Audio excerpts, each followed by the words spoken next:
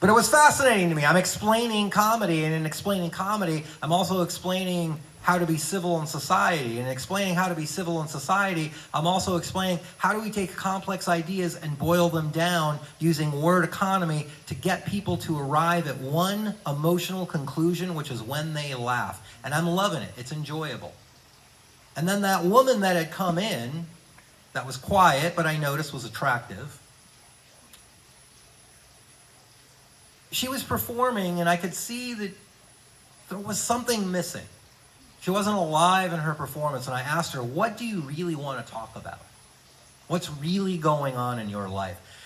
And she told me that her mother was in the advanced stages of dementia, and she was her primary caregiver, and it consumed all of her time, but she wanted to take care of her mom. And instantly I thought, comedy gold? No. Instantly I thought, you can talk about this without making fun of her or the circumstances, but all the absurdity around it. I felt like it was the first time anyone gave her permission to really tell her story. And she worked on it. And the next week she came back, and man, she had some good material about it. Some really good material about it. That's the beauty of laughter, right? It's cathartic. We're not making fun of the person suffering. We're making fun of all of the shit that is around that. And she did great that night. And after the class, she comes up to me and she says, hey, you need a website. I want to build one for you. Okay, yeah, I could use a website, of course, yeah. All right.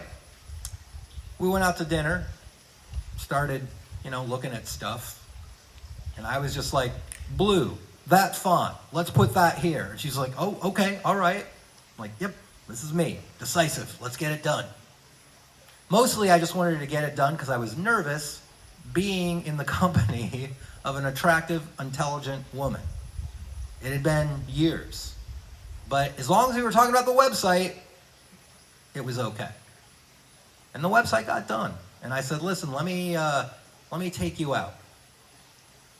We went out to this beautiful place in San Francisco on Valencia Street, and we both had a great meal and conversation.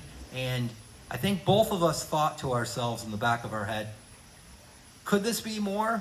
Do we want this to be more? I wasn't really sure. But I knew that maybe I wanted some changes on the website. So maybe let's go to dinner and talk about those changes on the website. Here was something else, though, that she did. After she took my comedy class, she enjoyed it so much, she decided to take another comics comedy class. And at first I was kind of like, hey, you can't cheat on me. She invited me to her graduation show. And I went, and let me tell you something. I heard her say on stage very clearly, so I broke up with my boyfriend. Good. I heard that signal very clearly. And again, there was a part of me that was like, Joe, she's a pretty interesting person. She's empathetic, and she's smart, and she's got an amazing smile, and she laughs at your jokes, and, maybe. I'm like, no. I'm not going to get hurt. I'm not going going down that road again. I'm going to just live like a sad monk in my shitty studio apartment in the Tenderloin, where when the window is open, I can hear screams and sirens and all the smells wafting in that make me remember what rehab was like. So no, I'm not going to get involved with a beautiful, attractive woman who wants to seem to keep going out to dinner with me. And I think at one point, she's had it. She's had it. So one night she is on the phone. She goes, hey, there's a place I've wanted to go to. I'm like, oh, what is it? Miniature golf. And I still, I swear to God, in my head it didn't click. She's asking me out. It didn't click until I'm waiting for her in the parking lot. the Palace of Fine Arts,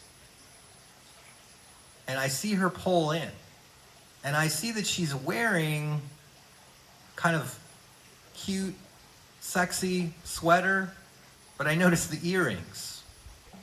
Like, oh, those are date earrings.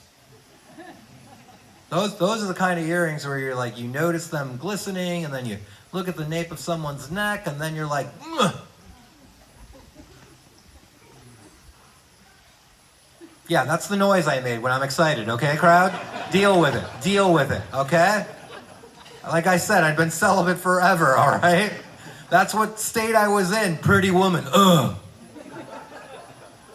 So we go, we have a great date. It's a date.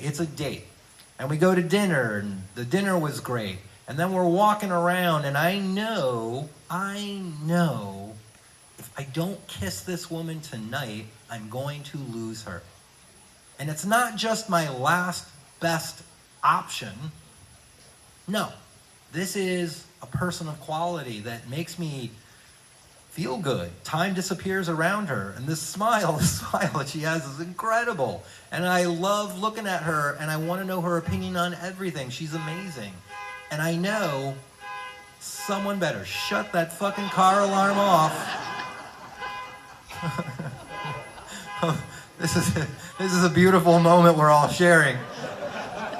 I thought I saw a silhouette. You don't have to. It's probably that damn raccoon breaking into a car, looking for a baby duck or something. It's a callback. Let's get that on the board. Okay? It's 2 now. That's 2. Oh my God. I kiss her. Yeah.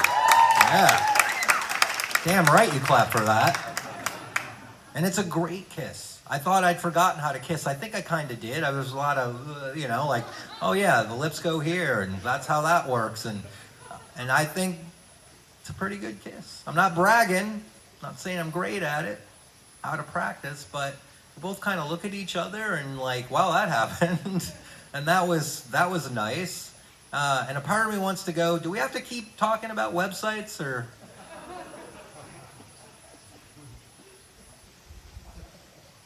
We keep going to dinner, we keep talking, we keep kissing. And everything is fun with her. We can go to Costco and it's fun, mostly because we can people watch and criticize others.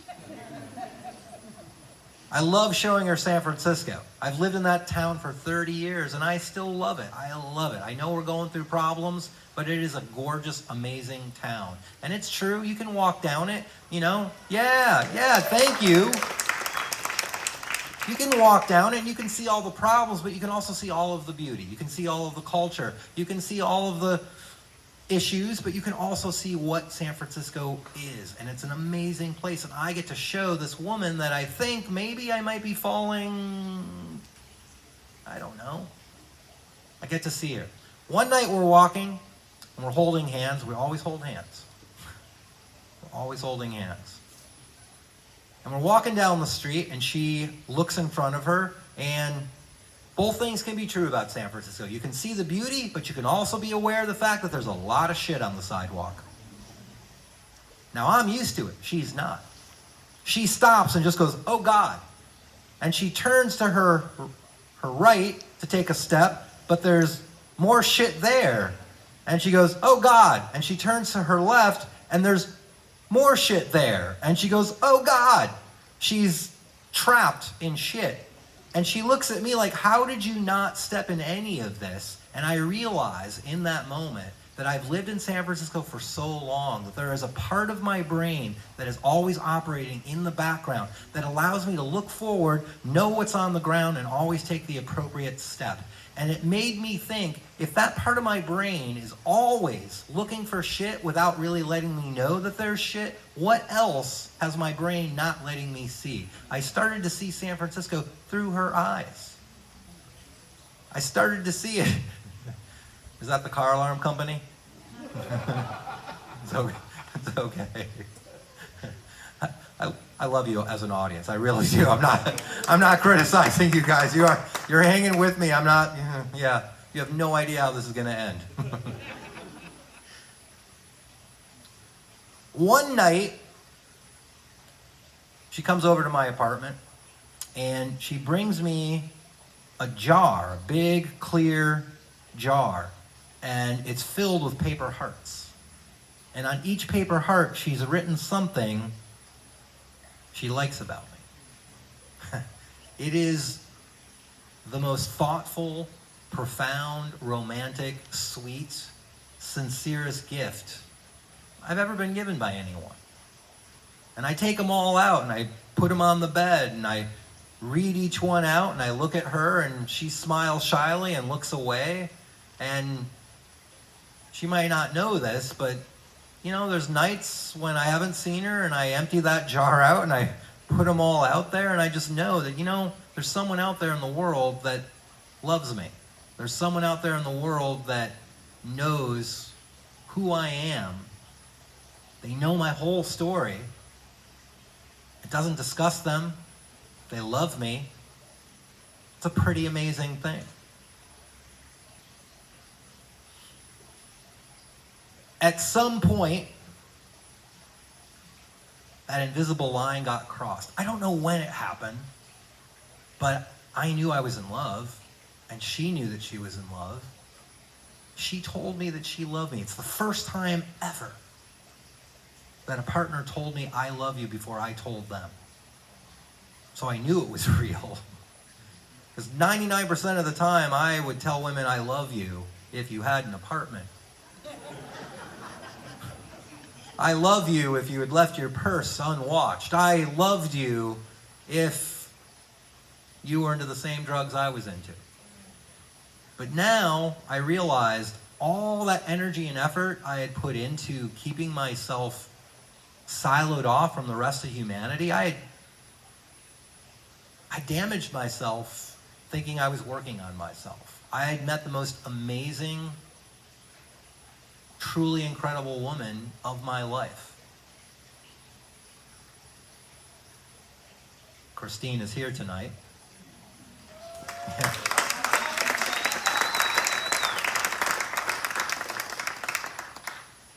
I am 57 years old, don't have any children, I've never been married, I've never ever really been an adult who's really understood what love is.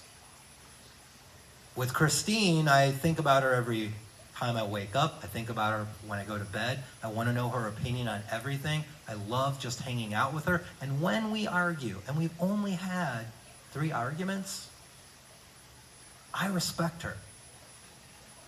I don't want to yell at her. I want to know why she is this passionate about what she is telling me.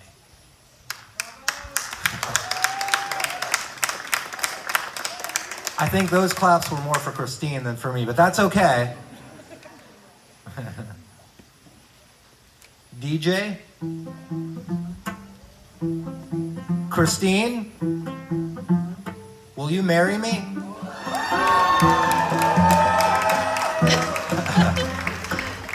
Yeah? You're still here, right?